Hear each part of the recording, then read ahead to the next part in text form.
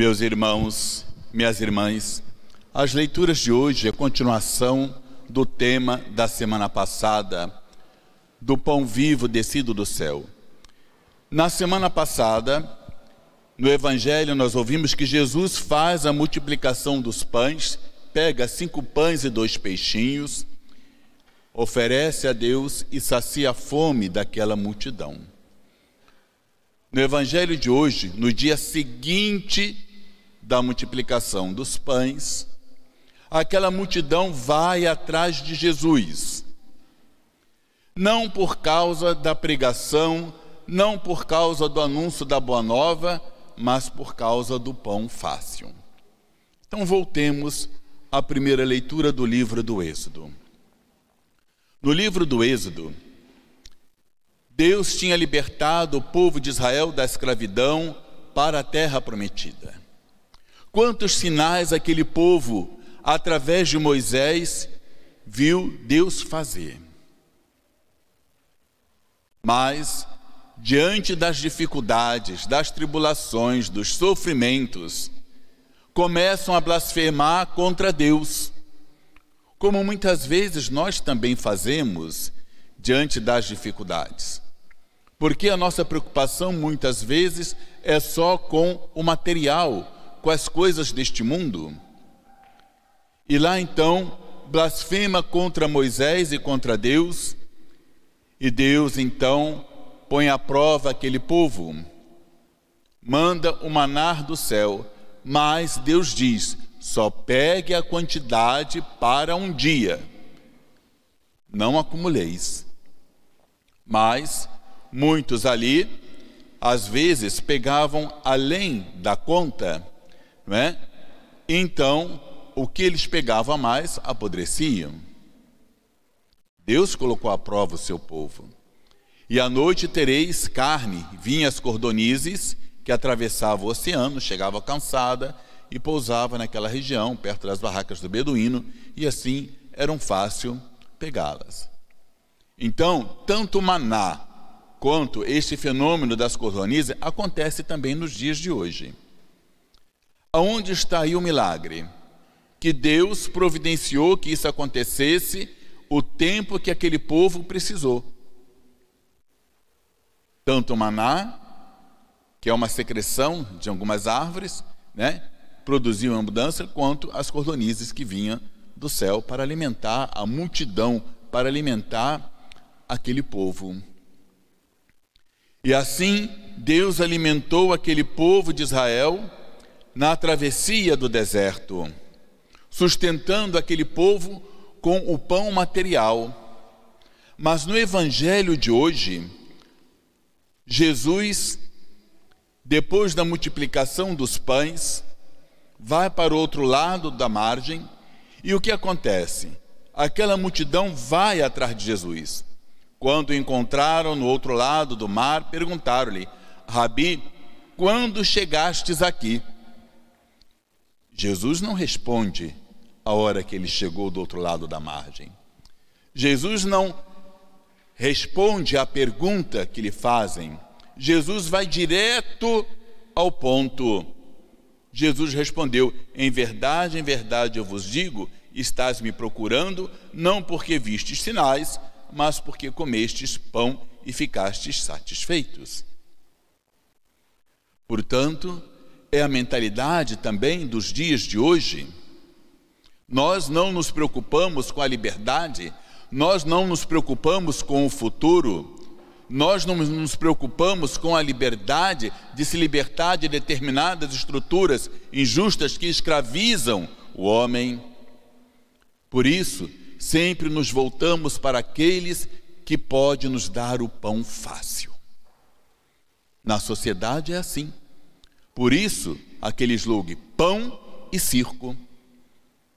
Porque o pão fácil atrai multidões e o circo, quando o Estado promove diversos shows, diversos cantores aqui e ali para entreter o povo, gastando milhões de dinheiro com os artistas, mas esse dinheiro poderia ser investido em saúde, em educação e outras coisas.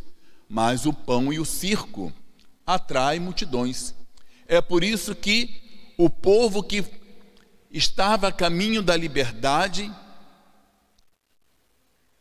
sentiu saudade das panelas cheias do Egito, mesmo na escravidão. Então sentiram saudades das carnes, das cebolas, das panelas cheias do Egito, porque muitas vezes é mais fácil se deixar escravizar e ter a barriguinha cheia, do que realmente assumir o compromisso de lutar pela liberdade, confiando em Deus. E aquele povo deixou de confiar em Deus para confiar em estruturas deste mundo que lhes saciavam a barriga. Eles davam de comer mesmo sendo escravizados. E por isso Jesus se recusa a se instrumentalizar, porque quando Jesus fez a multiplicação dos pães, ele nos ensinou não a acumular, mas a amarmos uns aos outros, a partilharmos uns com os outros, a sairmos de nós mesmos para ir ao encontro do outro, coisa que aquele povo não entendeu. Não foi além, ficou na lógica do pão fácil, e Jesus se recusa. E Jesus diz: esforçai-vos, não pelo alimento que se perde, mas pelo alimento que permanece até a vida eterna, e que o Filho do Homem vos dará. É isso que nós temos que nos esforçar. Falando também nos dias de hoje, quantas facilidades o mundo nos oferece. Hoje, por exemplo, não se vive a castidade, porque hoje tem tantos meios de preservativos, tantas facilidades, que é incentivado a viver o quê? A promiscuidade. E é por isso que muitas vezes as doenças se propagam, até mesmo a AIDS. E falando deste homem novo que nós temos que ser, na segunda leitura, eu gostaria de ler para vocês um artigo do jornal do dia 6 de julho de 2008. Religiosa, Uganda usa moralismo contra a AIDS. Estratégia ABC aposta em abstinência, fidelidade e, em terceiro lugar, dentro daquela sociedade, pelo Estado, o preservativo. Mas aquele país usou um método diferente.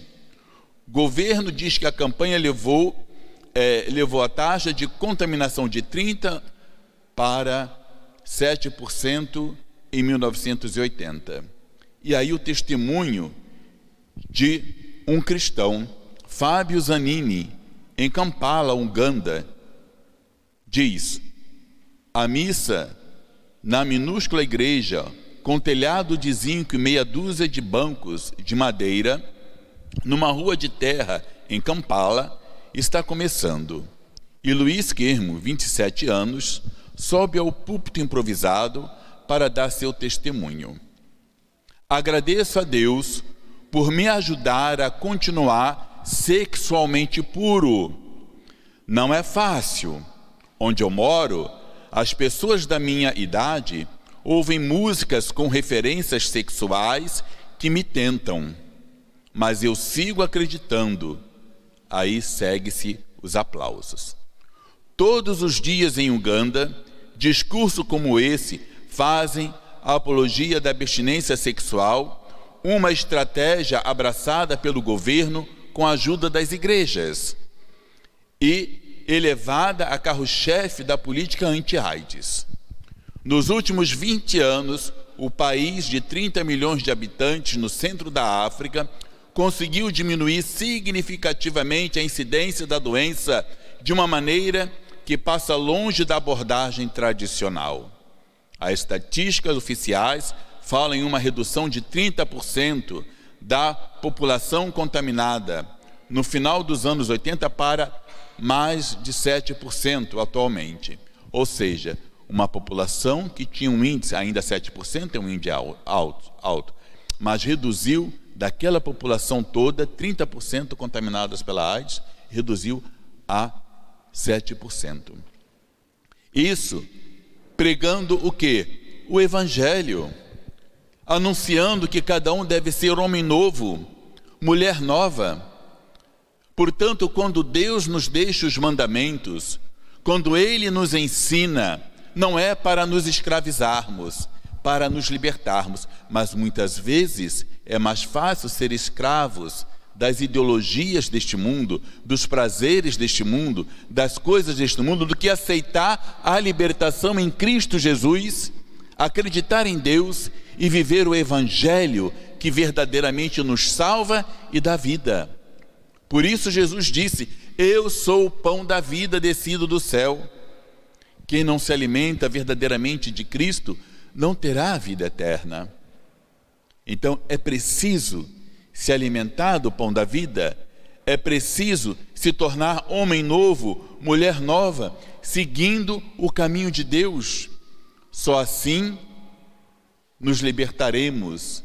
E Jesus se tornou Eucaristia, para que através do pão da palavra e da Eucaristia, recebendo constantemente este alimento, tenhamos força de vencer as tentações, de vencer as dificuldades, e alimentado com esse pão espiritual e alimentado com Cristo Jesus, possamos ter forças de enfrentar o mundo e de um dia chegar em segurança a Jerusalém Celeste, ao reino dos céus. E para se tornar homem novo, eu trago aqui também uma parábola que fala para nós de como devemos também nos libertar nos tempos modernos. Todos aqui usam celular, não é verdade? Até às vezes as crianças já têm celulares, né? Às vezes as mães, e é um prejuízo, porque deveria só pelo menos a partir dos 10 anos de idade, mas às vezes os pais, nos dias de hoje, para se ver livre do filho, para ele se entender, dá logo um celular na mão dele. E às vezes com um aninho ou meses já está lá mexendo no celular, brincando, não é verdade? Aí às vezes, quantas vezes já vi na internet, aí vai lá a mãe, tira o celular da mão da criança, né? Começa a chorar, dá o celular, ela fica tranquila. Isso já vai escravizando a criança, né, nesse sentido. Então tudo tem o seu tempo, tudo tem a sua idade. No Japão, por exemplo, em outros países, não é permitido crianças terem celular. E olha que são países avançados, né? Mas as crianças têm uma determinada idade para ter o celular. E aí, falando do homem novo, quantas vezes nós nos escravizamos? Se esqueceu o celular ou não trouxe para a igreja, já fica angustiado, né? Deixei em casa, será que alguém me ligou? Será que ninguém me ligou? É aquela angústia. Se esquece no trabalho, não espera o dia seguinte não. Volta lá onde estiver para poder buscar o aparelhinho. Quantas vezes isso acontece? E aí vem essa historinha. Já imaginou o que aconteceria se tratássemos a nossa Bíblia do jeito que tratamos o nosso celular? E se sempre carregássemos a nossa Bíblia no bolso ou na bolsa? E se dessemos uma olhada nela várias vezes ao dia? E se voltássemos para apanhá-la quando esquecemos em casa ou no escritório? E se a usássemos para enviar mensagem aos nossos amigos? E se a tratássemos como se não pudéssemos viver sem ela? E se dessemos de presente às crianças? E se a usássemos quando viajamos? E se lançássemos mão dela em caso de emergência? Mas uma coisa, ao contrário do celular, a Bíblia não fica sem sinal. Ela pega em qualquer lugar.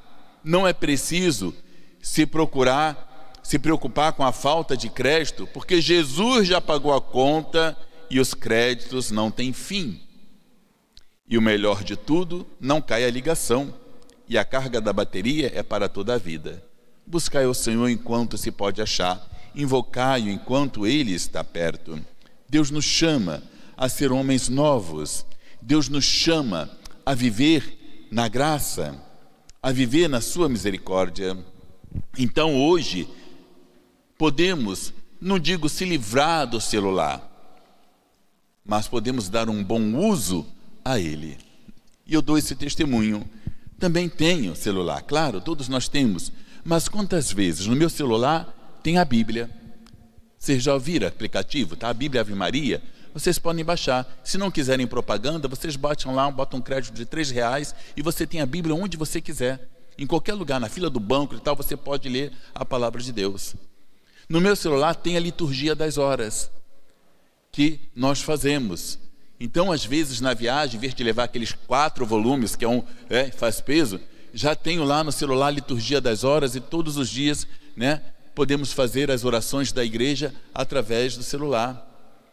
Tem a meditação dos terços, lá. Então, os mistérios meditados com a palavra de Deus e tudo. Então, quantas vezes faço uso desse instrumento? Não para se distrair, mas para orar, para estar mais perto de Deus. Então, hoje, eu posso dizer, com o celular na mão, ninguém tem a desculpa de dizer assim, eu não posso carregar a Bíblia. Você pode ter a Bíblia no seu celular, ela completa.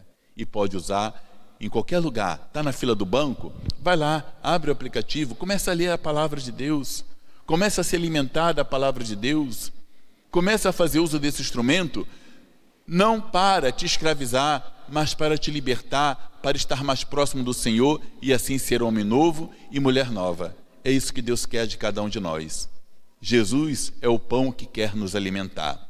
Mas se nos preocuparmos só com o lado material, jamais teremos o alimento espiritual. E Jesus, ele se faz presente no meio de nós de diversas formas. Ele usa de tudo para chegar ao nosso coração, até mesmo do celular, se nós dermos bom uso àquilo que a ciência inventou. Então, que Deus nos ilumine hoje, nos conceda a sua graça e a sua bênção, para que sejamos a cada dia alimentados pelo Senhor e tenhamos coragem de buscar Jesus, não por causa do pão fácil, mas porque Ele nos ama e quer nos dar a vida. Busquemos o alimento espiritual, porque o Senhor nos disse, buscar em primeiro lugar o reino de Deus e a sua justiça e tudo mais vos será dado por acréscimo. Louvado seja o nosso Senhor Jesus Cristo. Para sempre seja louvado.